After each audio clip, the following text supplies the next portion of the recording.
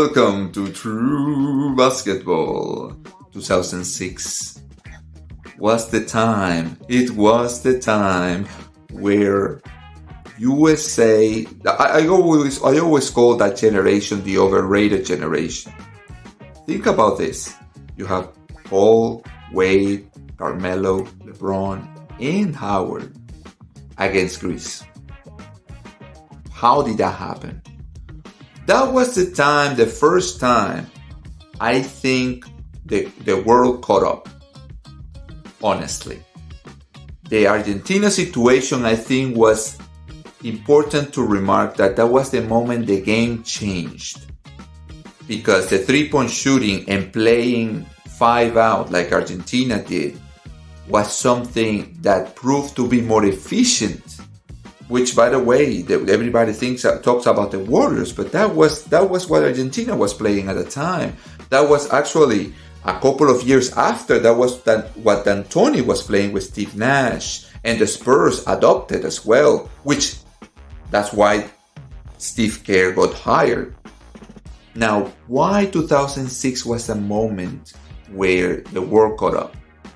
That was the moment. First of all, I think it was the first time USA started to see that the talent wasn't necessarily very complete players, where they were more of a statistics first type of superstars.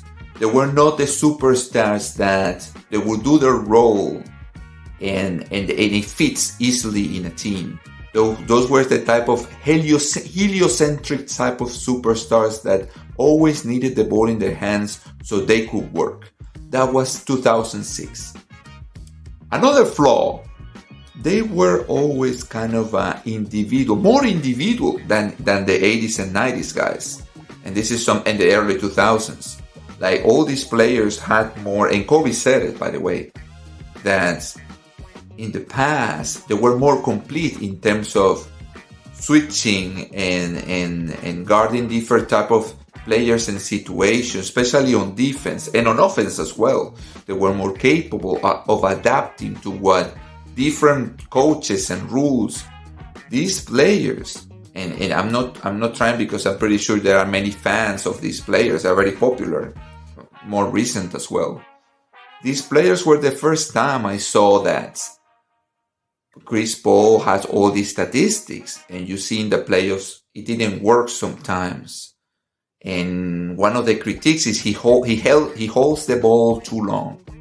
Wade was a kind of in Miami, the main ball handler, pick and roll player, which LeBron is as well. That's why people say LeBron and Wade didn't work out in Miami as good as everybody thought, because they had to be the main guy with the ball, and the other guys have to just stand around and wait for their turn, which wasn't a thing in the 80s, 90s, where the ball moved faster. Carmelo was an ISO scorer.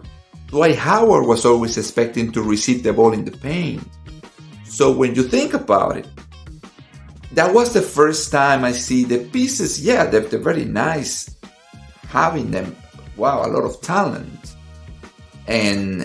But they were not players who could fit with other superstars. They had to be the superstars surrounded with shooters and supporting cast, which basically that was LeBron's career. Basically, if you think about it, it was always surround him with shooters. Centers will struggle, like post-up centers with LeBron.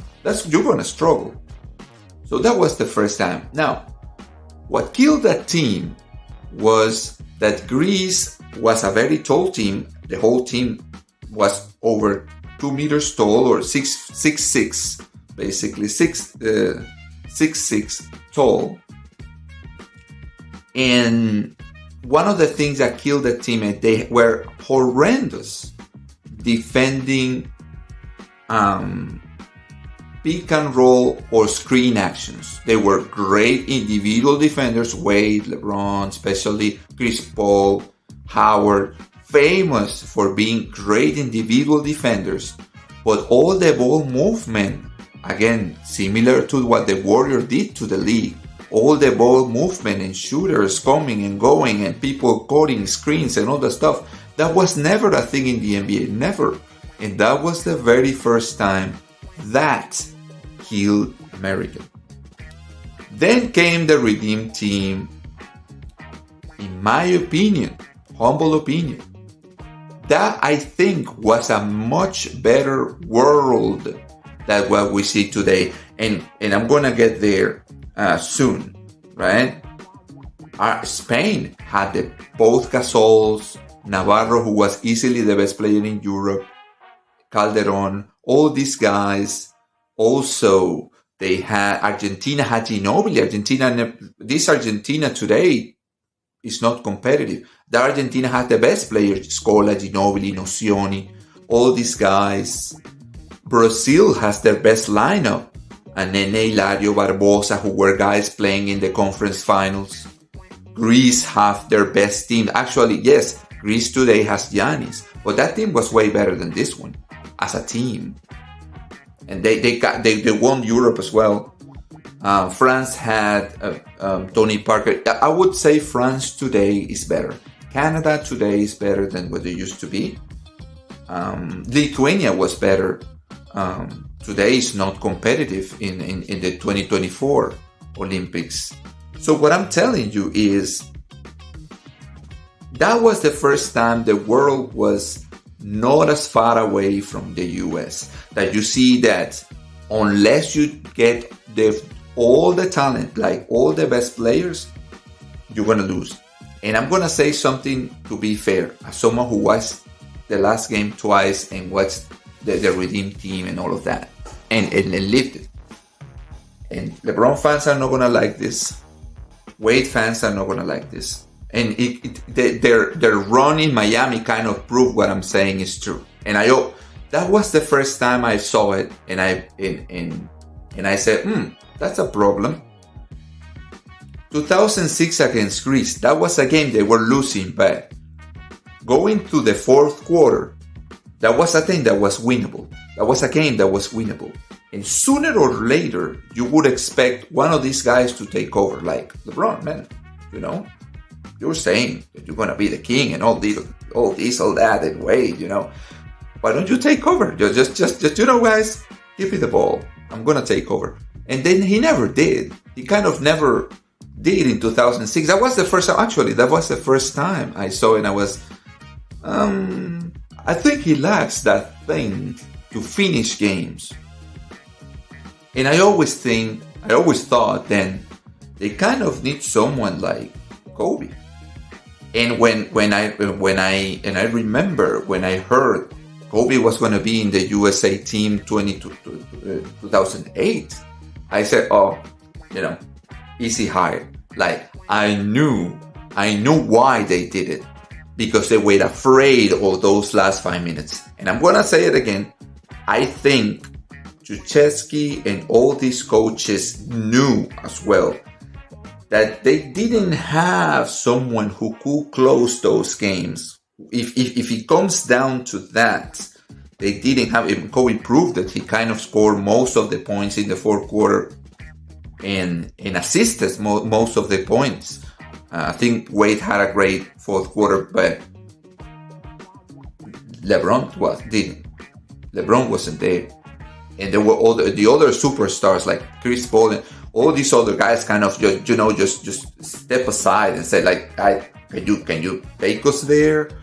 And that was something revealing, 2008. Now, 2012, and I'm going to just say 2012, and this is very interesting.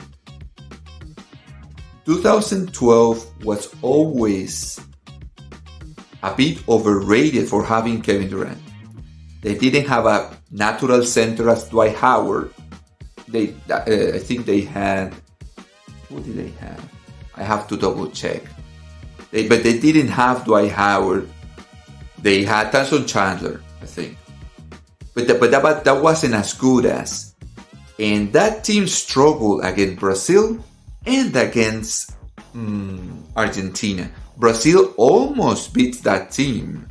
But by the way, for people who think that team could beat the 92 USA team, think about this. Barbosa and Nene Hilario, as the best players, almost beat Kevin Durant, old Kobe, and LeBron. Think about that. So I'm just telling you, again, what I'm going with this is the having a lot of superstars doesn't necessarily mean that the quality of the superstar to play with other superstars, especially in America, is going to be there. And that's something that is going to be a topic that you're going to start seeing more and more in the next USA teams. You started to see it in 2004, 2006, 2008, 2012. And you're going to start seeing it more and more in the future.